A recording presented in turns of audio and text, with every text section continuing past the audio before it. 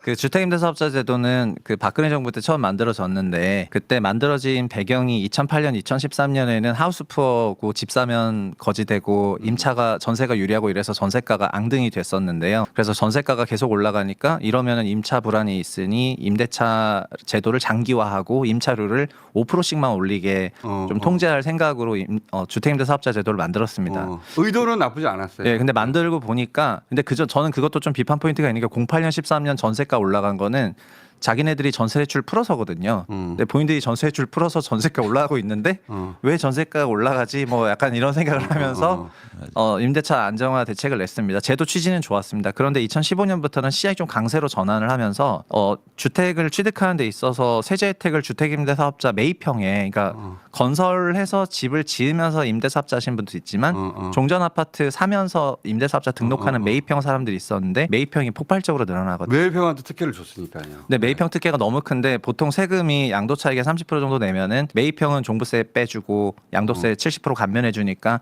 실효세율이 한 15%도 안 돼요. 그리고 사놓은 나중에 팔 때도 혜택을 주니까 부담이 없지. 건보료도 80% 부담 감면해주고 그러니까 다 빼줘요. 임대소득에 대해서도. 그러니까 매입형이 폭발적으로 늘면서 전세 끼인 갭매수가 늘다 보니 결국 2020년에 아파트는 없애자고 없앴는데 그때 비아파트도 없앨 수 있었는데 왜 안 없앴냐면은 비아파트 주택임대사업자를 하시는 분은 생계형 주택임대사업자라는 논리가 등장을 합니다. 그 부동산 세력들에서. 그래서 그 당시에 저도 국회 출입을 하고 있었는데 뭐 민주당 일부 의원들도 생계형 주택임대사업자가 자기 일을 찾아와가지고 비아파트 주택임대사업자 없으면 자기를 안 찍겠다고 했다.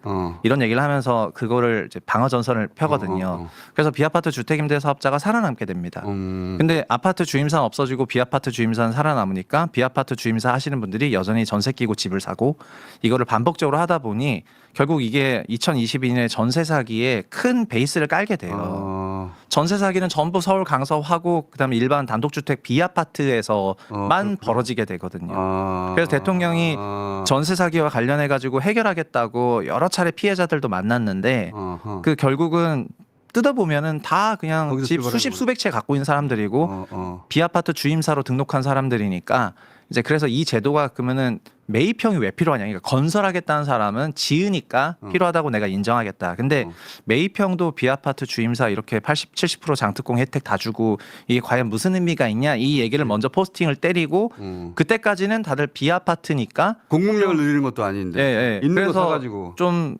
비아파트 쪽이니까 지켜보고 있다가 어제는 아파트 주임사도 건드려 버리니까 그래서 이게 그냥 단순히 뭐 주택임대사업자를 악마화한다기보다는 아까 말씀드린 것처럼 제도 전체를 그냥 완전 다 갈아엎으실 생각인 것 같고 그런 차원에서 얘기하는 것 같습니다. 근데 이 방향성이 또 지금 예를 들어서 양도세라는 문제를 건드리기 시작했잖아요. 공정성뿐만 아니라 그 양도세를 통해서 효과를 극대화하기 위한 전략이라고 좀 봐요. 예를 들어서 이 상태로 가면 예를 들어서 매물 안 내놓을 수도 있지 않습니까? 그런데 어떻게 그러니까 새롭게 법을 만들지 않고 이 체제나 이 어떤 가장 물량을 많이 가지고 있는 사람들. 그렇죠. 이 구조 내에서 어떻게 시장을 최대한 빨리 안정시킬 수 있을까? 그 부분에 지금 집중적으로 얘기하고 있죠. 그렇게 생각하면 머리가 참 좋은 거예요.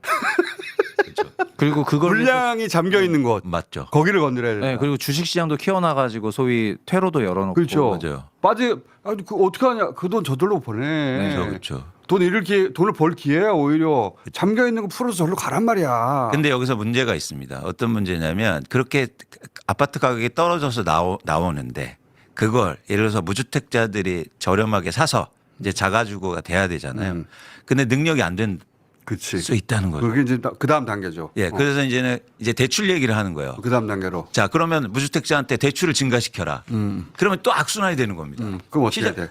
그래서 저는 대출 구조 조정을 하자. 대출 구조 조정을. 기존에 받은 사람 갚게 하자는 거예요. 그 돈으로 새로 대출해 주자. 야, 무슨 얘기냐면 예를 들어서 10년 전에 받은 사람들은 LTV 다 70% 80% 받았어요. 그렇죠. 그래서 그대로 유지하고 있단 말이죠. 예. 그런데 만약에 만기 연장을 하거나 아니면 금리를 조정할 때 지금의 대출 규제를 적용한다. LTV 40%를. 그러면 대출을 갚아야 되잖아요. 30% 갚아야 되는데. 그러면 갚아야 되면 그 돈으로 신규. 근데 그거 갚으려고 어떻게 됩니까? 집을 팔아야 돼요. 돈이 없으니까. 야, 번쩍이는 눈빛을 봐. 네, 저는 좀 무섭습니다. 저는 사실 이게 공정하다. 왜 미리 대출 받은 사람들은 그러니까 대통령이 거기까지 가는 건 쉽지는 않은데 네. 우리 이광수 대표 주장은 되죠. 네. 정치는 아니니까. 여기까지 가야 된다. 그렇죠. 네, 주장하세요. 왜 미리 대출 받은 사람들은 다 집 사놓고 집값 올랐는데 그렇지. 새로 집 살려고 하니까 대출 규제가 그리고 배당불 대통령이 주식시장을 너무 좋아하는 게 이번에도 느껴지는 게요. 그 작년에도 올해와 작년이 2017, 18년 문재인 정부 초창기 때 주택임대사업자 등록자가 제일 많았습니다. 그런데 그 물량이 8년 되면 말소가 되니까 올해 많이 말소가 되거든요. 근데 그 집을 갖고 계신 분들이 팔고 할 게 없다 이런 말들이 많이 나왔었는데 그러니까는 어떻게 보면은 머니무브를 할 상당한 재원들이 아파트에 좀 잠겨 있는데 이분들이 집 팔고 주식으로 가면은 상당한 돈이 주식으로 흘러간다는 인식이 있어가지고 작년에 배당분리과세 통과하고 이럴 때 머니무브의 원천 중에 하나로 부동산에서 오는 자금 중에 코어가 다주택자 주택임대사업자 물량이었거든요. 이제 그거까지 염두에 두고 만약에 이 말을 했다면은 돈의 흐름까지 알고 주식 얼마나 사랑하길래 이제 정말 이런 생각까지 경제부 하나. 총리도 해야 되는 거 아니에요? 같이요. 그 정도 지식이면 그러니까요. 그러니까 대통령 겸직하시고 다 경제부 국토부 총리. 장관 하시고 아닌데 그게 그렇게 실제로는 안 되니까 안 하는 거지. 법으로 그거 허용되면 그거 할 사람이에요. 답답해가지고 본인이 내가 바로 할게 그냥.